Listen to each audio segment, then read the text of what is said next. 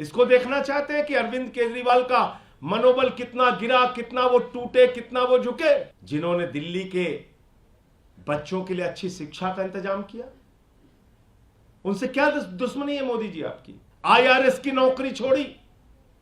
अरविंद केजरीवाल जिसने 49 दिनों में मुख्यमंत्री की कुर्सी को लात मार दिया, कोई चपरासी की भी नौकरी नहीं छोड़ना चाहता। अरविंद केजरीवाल के बूढ़े मां बाप जो खुद बीमारी की हालत में है, यह हालत अपने बेटे की देखकर वो दुखी होते हैं। अगर केजरीवाल से कंपटीशन करना है तो काम की राजनीति करिए। अरविंद केजरीवाल जी रोज झाड़ू लगाते हैं, रोज। और जितना केजरीवाल जी जेल के अंदर झाड़ू लगाएंगे, उतनी ही भारतीय जनता पार्टी बाहर साफ होगी, सफाया होगा बीजेपी का। केजरीवाल के विरुद्ध गहरा षड्यंत्र चल रहा है और उनके साथ कोई भी अनहोनी की घटना कभी भी घटित हो सकती है। इसको देखना चाहते हैं कि अरविंद केजरीवाल का मनोबल कितना गिरा, कितना वो टूटे, कितना वो झुके। आप क्या देखना चाहते हैं प्रधानमंत्री जी? और आपने अपने एक LG को भी लगा दिया, उसका ऑफिस भी इसी काम में लगा हुआ। दिल्ली के LG महोदय दिल्ली के लोगों का काम छोड़कर यह देखने में लगे हुए हैं कि अरविंद केजरीवाल को कितनी प्रताड़ना दी जा रही है, कितनी यातनाएं दी जा रही हैं। वो 24 घंटे सारा काम इसी में लगा रहे हैं, वो भी अपना पूरा ध्यान इसी में लगा रहे हैं।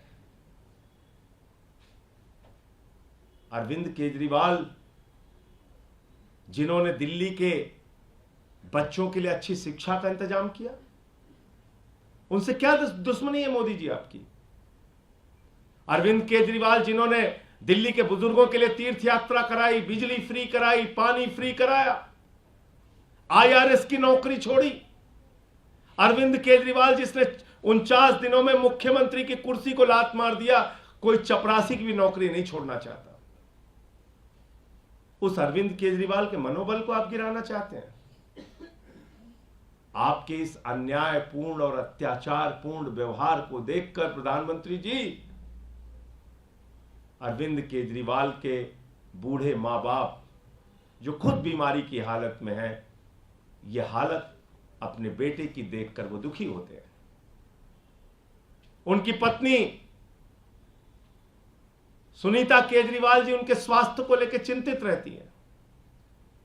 दिल्ली के लोग पिछले 23 दिनों से चिंतित हैं। देश के लोग जो उनसे बेहद प्यार करते हैं, वो चिंतित हैं इस बात को लेकर कि आखिर अरविंद केजरीवाल को दवा क्यों नहीं दी जा रही है, इंसुलिन क्यों नहीं दी जा रही है।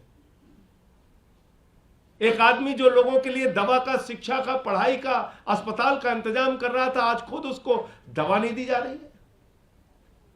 इस तरह का अत्याचार। और इसलिए प्रधानमंत्री जी, मैं आपसे कहना चाहता हूं, अगर केजरीवाल से कंपटीशन करना है तो काम की राजनीति करिए। बनाइए खूब स्कूल, ढेर सारे अस्पताल बनाइए, सड़कें बनाइए, महंगाई कम कीजिए, देश में महिलाओं की सुरक्षा के लिए काम कीजिए। आपको चिंता करनी चाहिए युवाओं के रोजगार की, आपको चिंता करनी चाहिए किसानों के आत्महत्या की, आपको चिंता करनी चाहिए महिलाओं की सुरक्षा की, आपको चिंता करनी चाहिए कि देश आगे कैसे बढ़ेगा। आपकी चिंता है कि केजरीवाल का मनोबल कैसे गिरेगा, केजरीवाल प्रताड़ित कैसे होगा। 24 घंटे आप CCTV से उस व्यक्ति की निगरानी कर रहे हैं, एक 3 बार के निर्वाचित मुख्यमंत्री की। ये व्यवहार, ये अन्यायपूर्ण कार्रवाई, ये हिटलरशाही, ये तानाशाही का आचरण, बड़े बड़े तानाशाह दुनिया से चले गए। आपकी भी सत्ता को जाना होगा। आपके इस अत्याचार को पूरा देश देख रहा है। और प्रधानमंत्री जी, जब आप इतना कुछ देख रहे हैं तो ये भी जरूर देखते होंगे कि जेल के अंदर अरविंद केजरीवाल जी रोज झाड़ू लगाते हैं, रोज।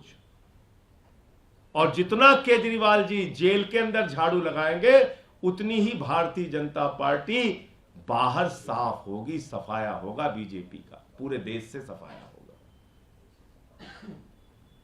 और अब तो ये बौखलाहट भी, आपकी बौखलाहट पहले चरण के चुनाव के बाद भी इसी प्रकार का संकेत दे रही है।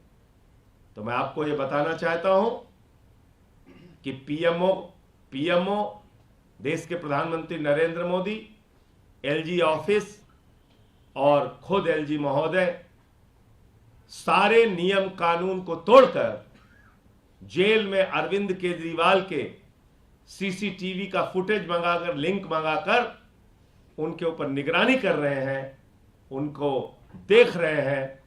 और इसलिए बार बार मुझे ये दोहराना पड़ता है कि केजरीवाल के विरुद्ध गहरा षड्यंत्र चल रहा है और उनके साथ कोई भी अनहोनी की घटना कभी भी घटित हो सकती है। और इसमें सीधे तौर पर देश के प्रधानमंत्री और उनका कार्यालय, एलजी ऑफिस और एलजी शामिल है।